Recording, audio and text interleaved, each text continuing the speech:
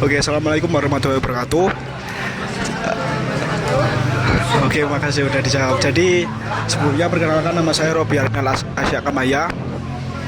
Saya di sini mau memenuhi sebuah tugas dari Pak Rudin, yaitu tugas tentang presentasi tentang psikologi kepribadian, yang dimana mencari responden untuk memberikan pertanyaan dan memberikan presentasi mengenai apa itu psikologi kepribadian Islam. Mungkin di sini saya bukan lebih ke presentasi ya, cuman mengajak teman-teman untuk sesi diskusi mengenai psikologi kepribadian Islam, yang dimana konteks yang dibahas di diskusi ini yaitu tentang transformasi anak SMA yang masuk ke dunia perkuliahan, terutama di UINSA. Jadi di sini ada beberapa teman-teman dari UINSA yang menjadi relawan atau responden untuk memenuhi tugas saya. Mungkin sebelumnya bisa memperkenalkan diri terlebih dahulu dari teman-teman. Mungkin dimulai dari Mbak. Sebelumnya perkenalkan, saya Nailur Rahma dari Prodi Pendidikan Guru Madrasah Ibtidaiyah semester 3 UIN Sunan Ampel Surabaya. Ya, perkenalkan, saya Jauza Nabila Khutratu Ain, biasa disapa Jauza. Saya dari Prodi PGMI juga. Dan perkenalkan, nama saya Aina Khairunisa, sering dipanggil Aina. Saya sama seperti Nailur dan Jauza, saya dari Prodi PGMI. Selanjutnya, perkenalkan, nama saya Anissa Vindi Rizkimia, biasa dipanggil Vindi. Saya dari Prodi Pendidikan Bahasa Inggris. Baik, kalau saya sendiri Ika Dwi Kurniawati, biasa dipanggil Ika. Saya juga dari Prodi PGMI UIN Sunan Ampel Surabaya. Oke, baik. Sebelumnya saya ingin memberitahu kepada kalian dulu apa itu psikologi kepribadian Islam.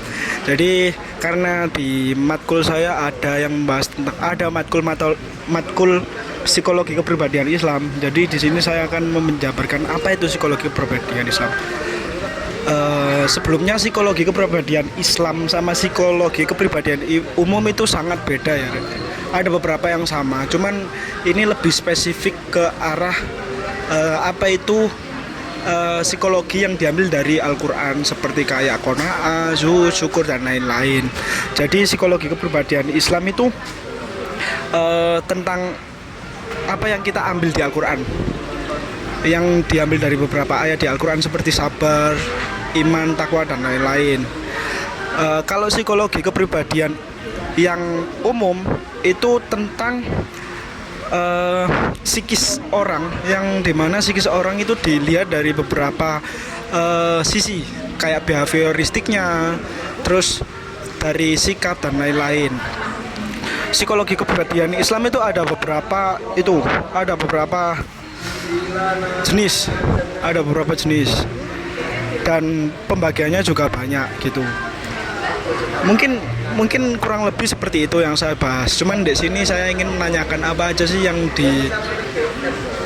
jadi patokan kalian, yang menjadi perubahan kalian ketika kalian masuk ke SMA, masuk ke kuliah setelah SMA, dan perubahannya itu apa aja kayak gitu. Mungkin bisa dilanjut oleh siapa dulu mungkin? Waduh, tunjuk-tunjukan gini. Mungkin bisa langsung dihitung mulai. Ya, monggo. Jadi ini pertanyaannya lebih ke apa sih perubahan saya dari SMA pindah ke dunia perkuliahan, begitu ya. Nah, mungkin kalau dari saya sendiri, dari kecil, saya dari TK, SD, MTS, SMA itu saya cuma berkecimpung di daerah Nganjuk saja. Jadi kayak nggak keluar jauh pun itu setelah MTS. Nah, sebelumnya itu SD, MTS itu saya di desa saya sendiri. Terus tiba-tiba SMA keterima di daerah kota. Itu pun saya sudah merasakan perubahan banyak sekali, mulai dari segi pergaulan, bertemu dengan anak-anak kota gitu. Terus apalagi perpindahan dari SMA ke kuliah, dari Nganjuk ke Surabaya, itu luar kota gitu ya. Nah, mulai dari situ saya ngerasa, yang pertama itu saya ngerasa diri saya itu lebih mandiri. Yang awalnya saya itu hanya pulang pergi dari sekolah ke rumah ke sekolah gitu aja ya. Nah, itu sekarang saya jauh dari rumah, jauh dari orang tua. Jadi saya itu dituntut untuk mandiri di tempat perantauan di Surabaya. Nah, mulai dari situ saya ngerasa diri saya itu lebih mandiri, apa-apa sendiri. Terus yang keduanya itu saya ngerasa lebih dewasa, lebih bisa memikirkan masa depan. Jadi kayak udah diri anak kecil saya itu sudah mulai berkurang gitu ya, sudah mulai hilang. Ya nggak hilang sih, lebih berkurang. Kayak main mikir main aja itu udah enggak gitu. Sudah mikir, aduh kuliah itu harus gini, harus beneran gitu. Soalnya biayanya itu enggak murah gitu ya. Nah, mungkin itu sih yang lebih menonjol di diri saya, lebih mandiri dan juga lebih dewasa gitu, Kak. Oke, sekian. Oke, berarti perubahan yang diambil dari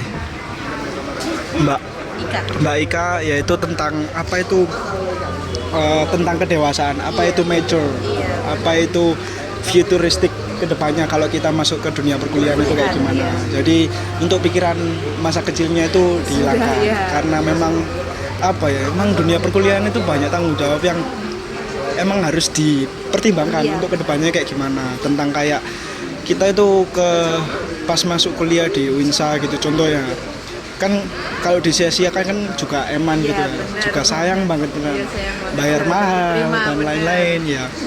Ya itu menurut saya itu termasuk sifat syukur yang diberikan pada Mbak Ika ya? Oh Ika, sorry. Jadi Mbak Ika itu tahu apa gimana meletakkan hal yang harus digapai. Ya kayak gitu. Soalnya kan emang gak boleh dong kalau kuliah itu kan termasuk privilege, nggak semua orang kan dapat. Ya. Dan kalau disia-siakan kan kayak kasihan yang lain gitu, yang berharap itu kayak gimana kayak gitu. Mungkin ya termasuk berkesan banget ya, dan bisa dicontoh untuk teman-teman yang lain juga. Ya, makasih untuk Mbak Ika ya. Mungkin bisa lanjut ke Mbak Vindi gitu.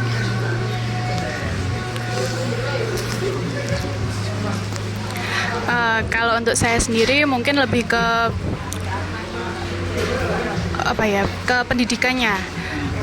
Kalau dari SMA, kita kan SMA-nya dulu berbasis mondok ya, jadi tidak terlalu mementingkan sekolah. Jadi kita itu kadang sekolah itu nggak belajar, terus malas-malasan, terus ya kayak gitu. Dan kalau berpindah ke kuliah ini, kita belajar dengan materi yang benar-benar gitu. Jadi kita setiap hari harus belajar dan memikirkan materi apa gitu. Tentunya kan kita juga nggak mau ketinggalan sama teman-teman kita yang sekelas gitu kan. Terus lalu di kuliah ini lebih belajar tentang mandiri, mengatur waktu, mengatur uang, dan mengatur diri juga. Dan lingkungan pondok dengan lingkungan luar kan berbeda ya. Jadi kita bertemu dengan orang yang lebih banyak, dengan berbagai macam sifat, karakter dari manusia. Nah, tentunya kita juga harus bisa menyesuaikan karakter dari banyak orang tersebut. Gitu. Jadi apa ya, kalau yang saya ambil dari opini yang disampaikan oleh Mbak Vindi itu ini tentang fokusnya gimana di lingkungan pondok. Jadi mungkin sekolahnya, forumnya itu apa ya, bukan jadi spesifik yang emang ini important, ini emang penting. Cuman yang dipentingkan itu di lingkungan pondok. Yang paling dicondongkan, paling difokuskan yaitu gimana sifat kita ke orang lain. Soalnya kan ketika kita keluar dari masa pondok pesantren, kita kan ditemukan oleh beberapa macam manusia ya kan. beberapa macam orang, ada yang jahat, ada yang baik, ada yang pelit, ada yang nakal, ada yang modus, ada yang bohong dan lain-lain. Itulah mengapa pentingnya kita belajar tentang akhlak dan pelajaran yang ada di pondok. Salah satunya beberapa kayak kitab-kitab yang mengajari apa itu akhlak, apa itu cara memberikan hal positif kepada orang lain, bisa menghargai orang lain dan lain-lain, dan bersikap sopan kepada orang lain. Seperti yang kita ketahui kan, adab sendiri kan hal paling tinggi ya, bahkan ilmu itu kalah sama adab. Jika orang pintar, orang yang berilmu tapi nggak punya adab, itu kan kayak sia-sia banget gitu loh. Makanya emang penting banget sih kalau di pondok pesantren kita mengajari tentang apa itu akhlak yang baik itu gimana, kayak gitu. Akhlakul karimah lah yang bisa disebut di pondok pesantren. Bukan pondok pesantren juga sih, banyak juga yang lain yang mempelajari tentang hal tersebut. Iya sih, itu sangat sangat penting juga. Dan bahkan kalau misal orang yang nggak pernah mondok itu termasuk hal yang perlu dipelajari juga. Karena tentang akhlak juga orang itu bisa menghargai kita, gimana kita menyikapi mereka, kayak gitu. Makasih Mbak Vindi, itu menarik sih menurutku. Mungkin lanjut ke Mbak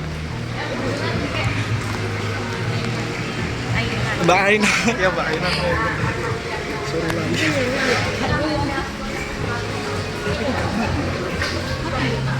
Enggak. Ini kilo. Baik, mungkin dari saya ya, kalau dilihat-lihat dulu teman-teman SMA saya mesti tahu ya, ini SMA SMP saya seperti Mbak Nailur ini tahu seberapa pasifnya saya di sekolah. Bahkan kalau dibilang aku sekolah pun tuh, kalau ditanya ya apa yang ilmu didapat dari sekolah saya SMP SMA, saya juga nggak tahu. Soalnya saya benar-benar pasif gitu loh Mas. Kalau sekarang ya di kuliah ini nih, kayak saya tuh lebih banyak kepo ke pelajaran, kayak gitu. Nggak cuma pelajaran aja sih, pengalaman juga. Kayak lebih pengen tahu lebih dalam gitu. Terus pasifnya juga udah hilang, udah berani bertanya. Terus apalagi ya, mungkin kalau dulu di pondok temennya ya cuma itu aja gitu. Kalau sekarang ya semua temen deket juga, lebih berani ngomong sih sebenarnya. Kayak public speakingnya tuh lebih meningkat gitu. Yaitu ya sisi percaya dirinya lebih ada dari yang dulu. Terus apalagi ya, mungkin dari pas saya ikut kepanitiaan juga kan lebih ke acara, terus ngomong di depan orang banyak. Sebelumnya tuh saya nggak berani ngomong di kelas aja, tuh nggak berani dulu SMP SMA, nggak berani sama sekali. Kayak kalau mau angkat tangan buat bertanya itu loh ndredeg gitu. Kalau sekarang tuh kayak udah hilang, udah biasa gitu. Tanya kan udah kebiasaan kayak gitu. Udah sih dari aku itu aja. Banyak ya peningkatan dari Mbak Aina ya, tentang apa itu percaya diri, apa itu confident, apa itu make a decision, atau yang bisa disebut dengan pengambilan keputusan yang baik itu kayak gimana, dan juga public speaking yang dibentuk di beberapa organisasi yang diikuti Mbak Aina. Itu penting banget sih, apalagi di lingkungan kuliah. Kalau pasif itu gak enak gitu beneran, apalagi di kelas tuh kayak lihat anak-anak yang kritis mengeluarkan aspirasinya ketika mata kuliah atau kelas kayak gitu. Itu sangat penting sekali. Dan memang percaya diri itu penting banget. Soalnya kan di lingkungan kuliah ini kayak kalau kalian nggak punya niatan untuk mengeluarkan opini kalian akan tertinggal. Dan yang paling condong di Mbak Aina itu sifat sosial butterfly-nya. Apa itu social butterfly? Jadi social butterfly itu tentang gimana kita menyikapi orang yang sudah kenal atau nggak kenal, dan kita bisa berbaur dengan baik sama mereka. Jadi itu penting karena kita itu bisa menerima siapa yang jelek, siapa buruk, itu kita bisa menerima dan kita bisa menyikapinya juga. kayak gitu.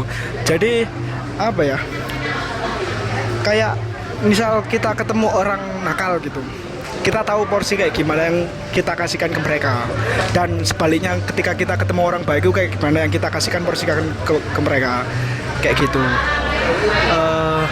Keren sih, keren.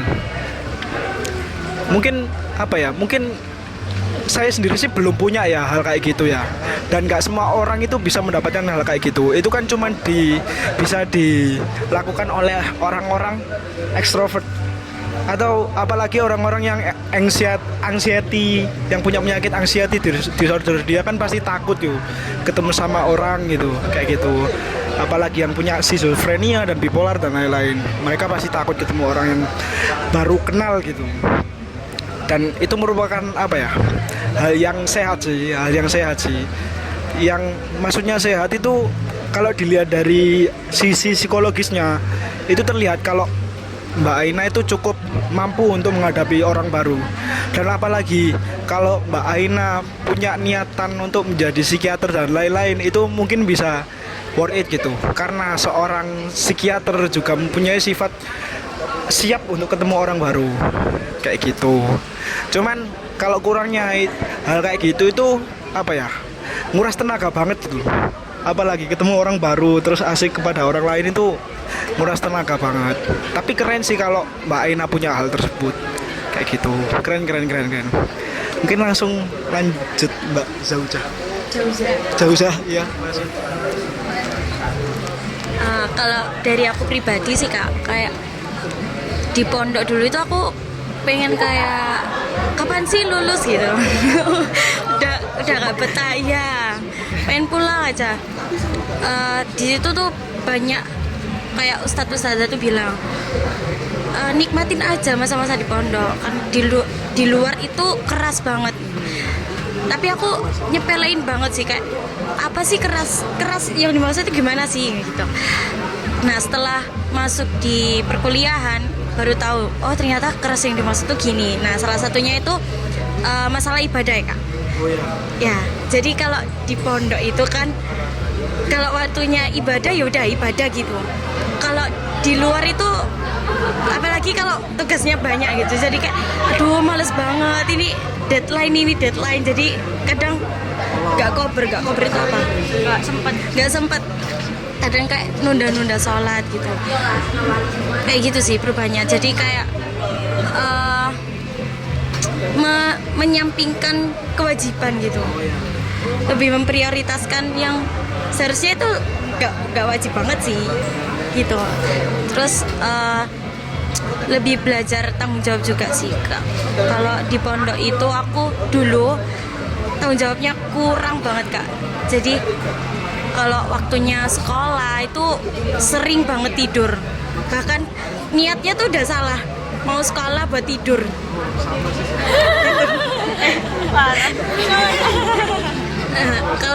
Kalau di perkuliahan kan kita kayak dituntut kamu harus selesai tugas ini gitu. Jadi lebih bisa tanggung jawab. Terus terkait manajemen waktu juga. Kalau di pondok kan kita udah ada yang atur waktunya. Sekarang waktunya ini, sekarang waktunya itu gitu. Kalau di sini kalau di luar pondok itu kita harus pinter-pinter atur waktu sendiri. Apalagi kalau kayak Mbak Aina kan banyak organisasi. Jadi gimana caranya kita itu bisa ngatur waktu antara tugas dari dosen, kemudian amanah dari organisasi, gimana caranya kita bisa menyelesaikan itu tuh tanpa tanpa kececeran gitu Kak. Apa ya kececeran? Berantakan gitu. Jadi gimana caranya kita ngatur waktu biar selesai tepat waktu gitu. Jadi lebih ke tanggung jawab, terus ibadah tadi sama manajemen waktu sih Kak. Berarti ini kayak tentang improvisasi diri ya. Improvisasi diri yang dimana kalau apa ya, emang susah sih kalau orang yang memang nggak semua orang itu bisa kalau suruh manajemen waktu itu. Dan apalagi sholat ya, walaupun kita udah dibilangin sholat, padahal realitanya kalau kita udah keluar pondok itu sholat tuh kayak nanti gitu, nanti apalagi udah dapet tugas lain-lain, apalagi udah punya pacar dan lain-lain gitu, kayak gitu. Sama sih, kalau aku udah punya ya pasti kayak gitu sama. Tapi ya balik lagi, itu termasuk tanggung jawab. Aku sendiri tuh apa ya, kalau tentang sholat itu dulu itu sholat itu menurutku kayak cuman jadi kewajiban gitu, kayak cuman apa ya, ya udah sholat, pokok sholat terserah sholatku kayak gimana itu selesai gitu. Tapi iya, cuman gugurin kewajiban doa, ya benar sekali. Menurutku hal itu apa ya, kayak ngerasa bahwasanya sholat itu cuman beban di hidup kita. Padahal kita kalau menjadikan sholat sebagai rumah itu sangat apa ya, worth it banget tuh. Aku sekarang itu menurutku ya, sholat itu bukan jadi kewajiban lagi, cuman jadi tempat untuk aku merelaksasikan diri, untuk menjadikan rumah ketika aku capek, ketika aku pusing, ketika aku apa namanya, kayak rasa gelisah, gundah dan lain-lain. Dan ternyata itu worth it banget. Walaupun emang itu kewajiban yang semua orang itu kayak apa ya, kayak berat banget menurut mereka. Cuman kalau mereka bisa menjadikan sholat menjadi rumah, itu akan menjadi hal yang sangat menyenangkan kan, menjadi obat, menjadi healing kita ketika kita merasa gundah dan lain-lain. Kan dari Nabi Muhammad sendiri kan sudah memberikan keringanan gitu, keringanan dan lain. Tapi ya nggak apa-apa sih, nggak apa-apa. Namanya masa remaja, gimana lagi, masa remaja masih lebih-lebihnya. Terus keren sih, sudah bisa manajemen waktu gitu ya, manajemen waktu. Tentang dulu yang kurang responsibel sama kewajiban, dan sekarang bisa menjadikan waktu itu menjadi sistematis, membuat routine dan lain-lain. Itu menarik banget.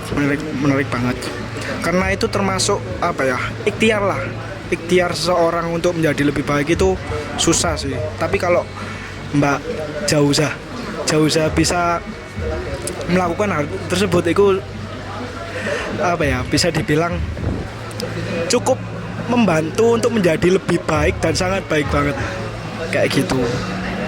Mungkin cukup itu sih Mbak. Dan remindingnya jangan lupa sholat. Jangan lupa sholat aja.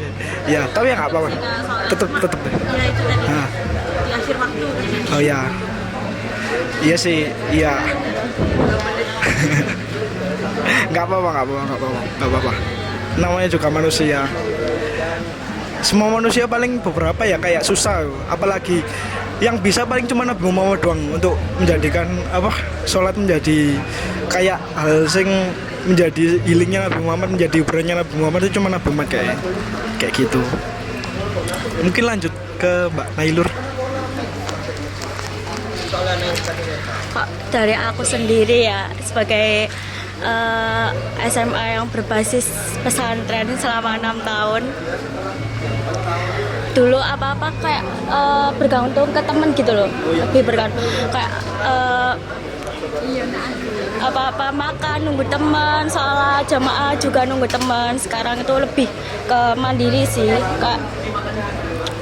Jadi kak ada tugas kita yang tanggung jawab kepada dia tugasnya sendiri itu lebih ke mandiri aja sih. Oh ya. Berarti nggak bisa ambil keputusan masih? Iya, dulu nggak bisa. Jadi ngikut temen temen ke kanan, ikut ke kanan, temen ke kiri, ikut ke kiri. Apa sih istilahnya, people pleaser? Oh iya betul. Nah sekarang lebih bisa ngenaliin diri sendiri, punya prinsip sendiri. Jadi buat jaga batasan mana yang baik dan mana yang buruk. Sudah sih. Sudah cukup. Mungkin bisa jadi improvisasi juga ketika masuk kuliah. Soalnya kalau misal apalagi di dunia kampus ya, takutnya banyak orang jahat gitu loh. Kalau masih gampang bergantung, gampang dipelesetkan. Contoh deh kayak banyak sih kasus-kasus MLM dan lain-lain dengan memberikan opini-opini yang persuasif dan kayak mengajak untuk oh ini lo profit, kamu kalau masuk sini nanti bisa dapat uang banyak dan lain-lain. Padahal itu hal yang kalau kita gali lagi itu apa ya, kita rugi banget. Jadi mungkin